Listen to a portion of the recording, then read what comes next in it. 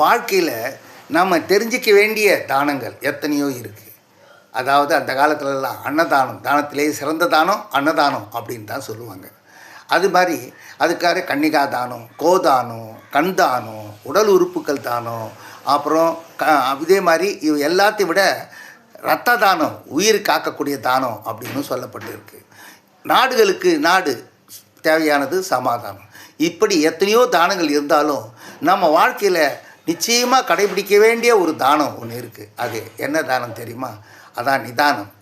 அந்த நிதானம்கான நம்ம கடைபிடிச்சிட்டோம்னா வரக்கூடிய பிரச்சனைகள் அத்தனையும் தீர்ந்துடும். கோபம் இல்லாமல் போயிடும், வாழ்க்கையில் பிரச்சனைகள் ஏற்படாமல் போயிடும். எல்லாமே ஏற்படாமல் இருக்கணும்னா அந்த நிதானத்தை நாம் நிச்சயமாக கடைபிடிக்கணும்.